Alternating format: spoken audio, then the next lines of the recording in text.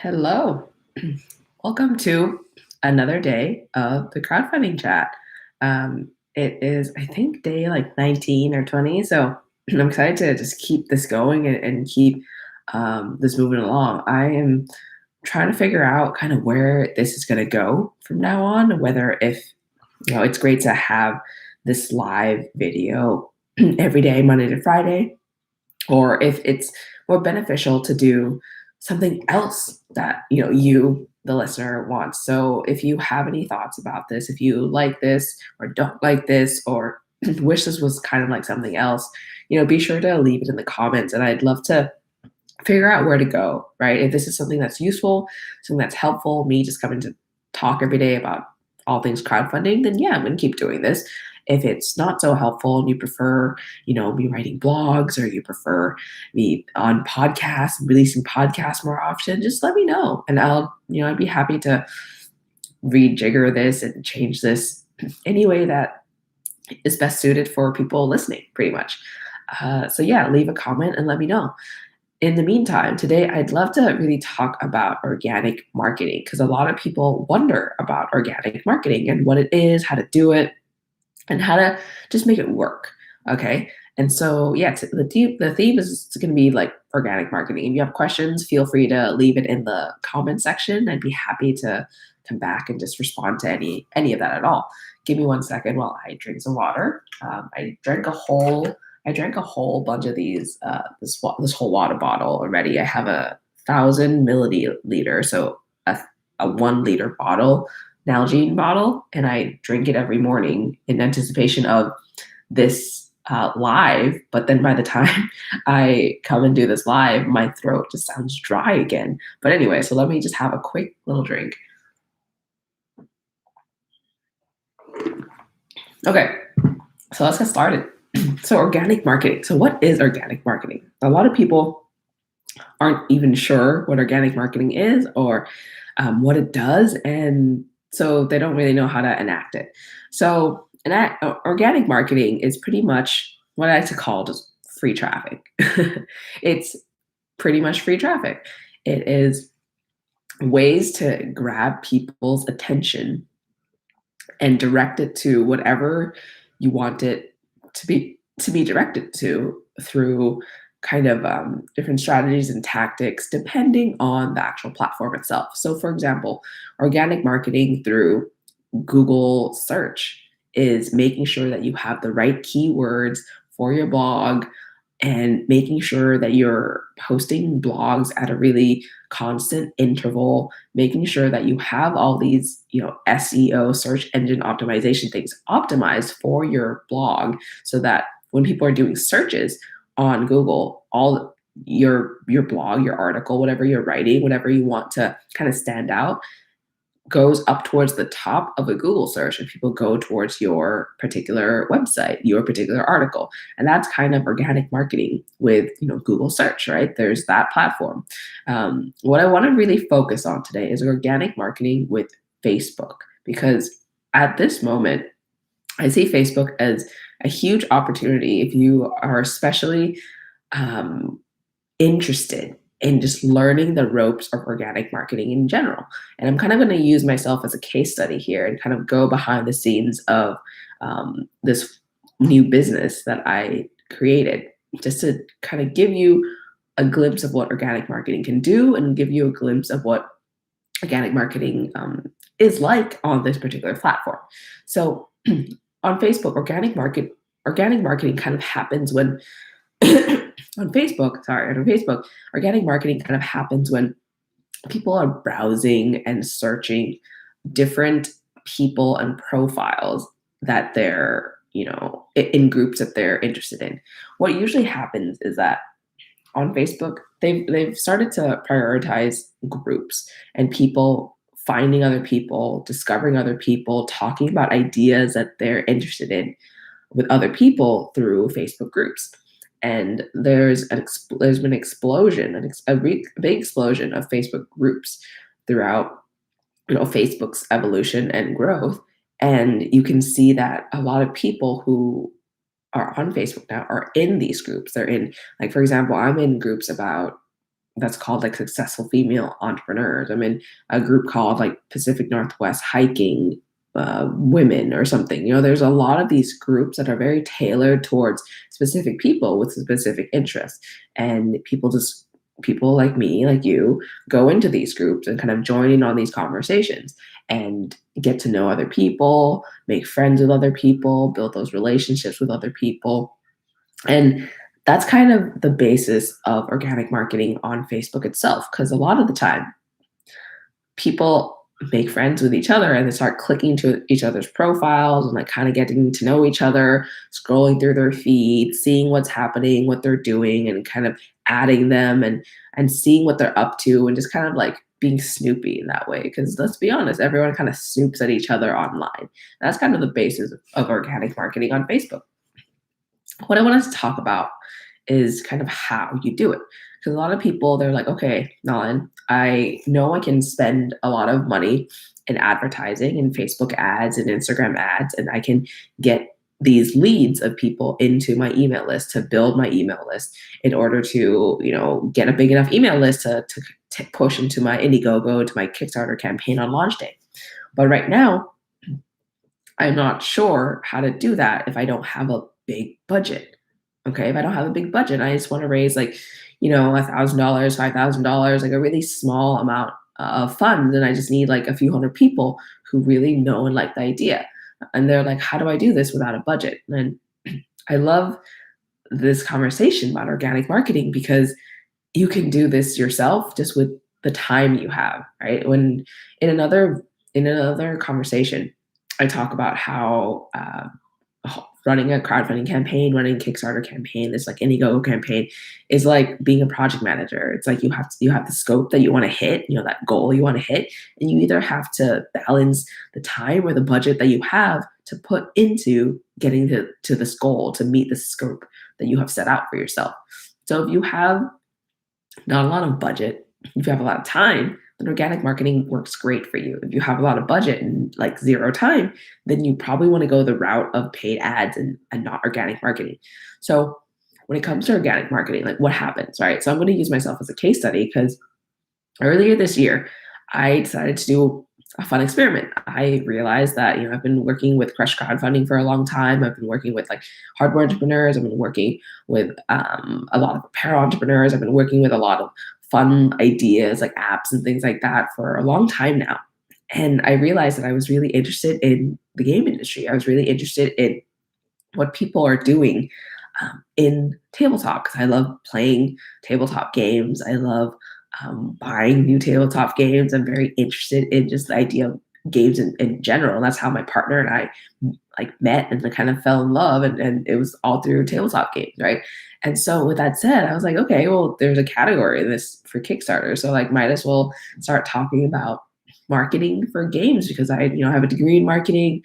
I know crowdfunding and I love games. And there's not a lot of fresh information about marketing for board games in like the space itself right now that's concentrated in one location. So I just looked at it and was like, okay, let me try my hand at this. See if people want to hear more about marketing. See if people want to learn more about marketing for games for launching on Kickstarter. And so I went about and I went and like what I started off doing was I found different Facebook groups and I started looking into them and I was like, okay, here's a Facebook group about game design. Here's a Facebook group about people interested in board games in general. Here's a Facebook group about people interested in backing board games. So there's all these different groups and I kind of joined them and like looked around, saw what was happening, and I did it and started asking people, hey, would you want to hear like a podcast, a blog, or something just to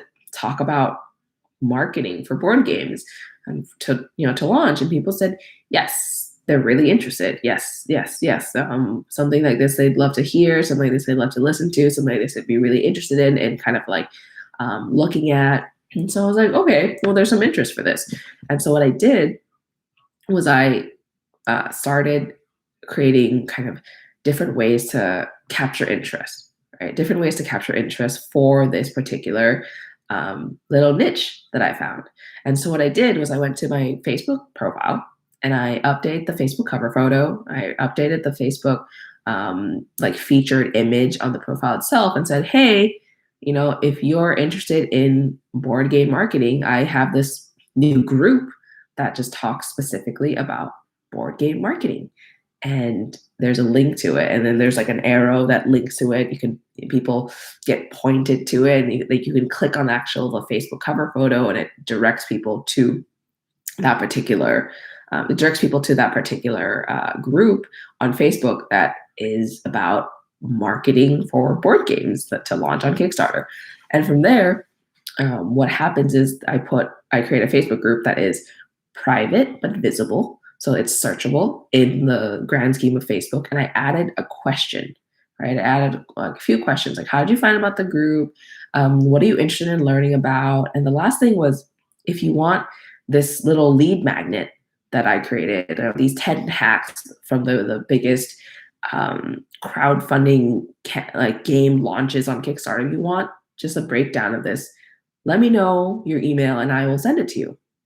And that was the whole flow. That's what I did. I was like, okay, I need to figure out people's information. I have to kind of get their attention. I have to capture their attention some way, and I have to somehow like grab their email, right? And so I was like, okay, cool. This is what I'm going to do.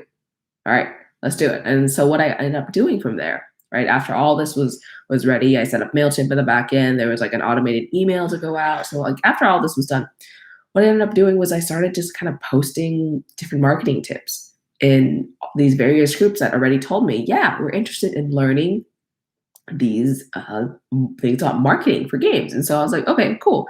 So I'll start posting these marketing tips in these groups. And then what happened was a lot of people just started commenting on the actual post itself that I posted. A lot of people started talking underneath the groups, a lot of people underneath the post. A lot of people started liking it. A lot of people started sharing it. A lot of people started asking questions underneath it. A lot of people ended up clicking on my face, going to my profile, and going down that entire string of kind of steps to hit my Facebook group. So people would be like, oh, who's this person who's who just like keeps talking about marketing for games? Clicked on my Facebook profile, went into, saw that, hey, saw my Facebook banner that said, hey, there's a group for people who want to market their Kickstarter games. And then they would click on that and there would be a link and they'd head to my Facebook group, and then they have to fill in this questionnaire and potentially leave their email. And then they enter into my group where I just talk about marketing for games. And a lot of people started doing this. So I started the group in April, and now it's October and we're almost at 1,000 people. And on the back end, I have about 600 or 800, no, 600, probably about 600 emails of people who have come through and found my information this way, all organically with no paid ads at all. So what does this mean for you? So this whole thing can be replicable for you too, as a person who wants to launch on crowdfunding. It just depends on what your product is and who your kind of main avatar is for this particular product. So let's take an example. I think I've been talking about hiking stuff recently, so I'm just going to continue with that. Let's talk about travel, right? Let's talk about travel because I love traveling. I know we can't travel right now, but I love traveling. I've been to about 40 countries around the world now, actually. So what was I saying? Okay, yeah. So I was saying, let's talk about like a travel product. If you are launching a travel backpack, like a super simple travel backpack where there's like 30 different pockets for all the different things that you're gonna take to travel with, things like that. And you're like, okay, this is very different. You've done the market research, right? This is really different from everything else that's on the market. And I think a lot of people are gonna like this. And so you've done your market research, you've talked to some people, and then they're like, oh, this is like an interesting idea. You should try like marketing it and see that you can get some traction in on a big way, right? So what you would do from a product standpoint is just take a look at who your end customers are and find groups that they would potentially be into. So with a travel product like this, you'd look into groups like digital nomad job groups, digital nomad learning groups, like one backpack travelers, or like backpackers unite, or like some whatever groups there are that are associated with backpacking and like minimalist backpacking, light backpacking, one backpack travel, things like that, right? Because there's a lot of different types of groups out there. And so you'd go in and start looking at the different conversations that people are having in these groups. Some of these groups have like tens of thousands of people. Some of these groups have like thousands, tens of thousands. There's a lot of people in groups like this. And so what I'd recommend doing is like going into these groups and seeing like what types of conversations they're having. Are they asking about new products? Are they asking for each other to recommend products? Are they talking about how-tos? Are they talking about where they're going to be going next and what the best places to travel are during certain times of day, right? So like just getting a feel of what these conversations are and seeing where you and your brand and your new product can add value, right? So for example, if you found a group that is interested in talking about gear with each other, talk about gear and how different gear work with each other, things like that, and you're like, okay, well, people are interested in travel gear and like backpacking travel gear, and I am making this cool new product that is about travel gear. What you can start doing is start and assuming you've done a lot of research before creating this backpack, right? I'm assuming you have a lot of information about all the different competitors, all the pros and cons of different competitors, and how yours is much better than others. I would really recommend you start posting about kind of pros and cons that for the different bags that you've been researching, you know about, you understand, so that you can start adding value to people's conversations, and people start noticing your name, understanding your name, and seeing what you're about. And more likely than not, people are going to click through on your name. And if you have something on your Facebook banner or Facebook, like what do you call it? Facebook featured image, right? And if you have all this information on your wall, you're posting about your new product that's launching, things like that. If you have all this ready, when people are curious to like learn more about you because they love what you're talking about the pros and cons of different bags and things like that, they're going to click into your profile and be like, wow, this person knows their bag stuff, and they're actually creating a new product that meets all my needs. And they're going to just follow that train down the line to wherever you want them to go, whether it's a landing page to capture their email, whether it's a Facebook group just to talk about your particular product, whatever it is, right? You just have to make sure that there's a clear, cohesive, like funnel. We call it a funnel, a clear, cohesive funnel that people can follow all the way through, from knowing who you are, finding out what you're doing, and actually joining whatever group or whatever email list that you want them to join at the end of the line. And so this is applicable for every single thing out there. It's applicable for me as like a consultant for crowdfunding, as a coach for crowdfunding. It's applicable for you as a product designer. It's applicable for any new product launch. If you have the time to really spend on making these relationships, yeah. There's a lot of tricks moving forward too. Not tricks, but like lots of tactics moving forward too, in order to really engage with people in this way and make sure that your organic relationships are, kind of continue to kind of flourish rather than just kind of die on the side.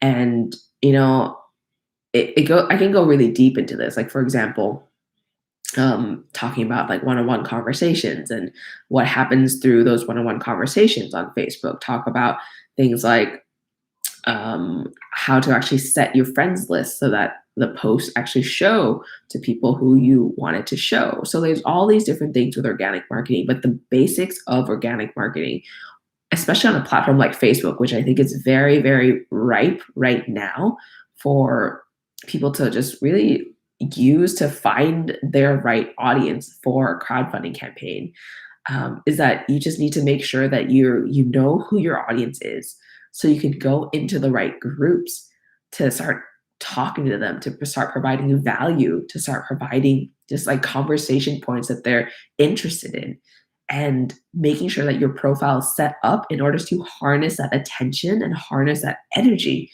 so that people will be able to, follow what they're interested in you and go to be, get their information, leave their information with you so they can keep conversing with you and keep knowing about your product and understanding your product and learning more about your product and potentially even support you when you launch.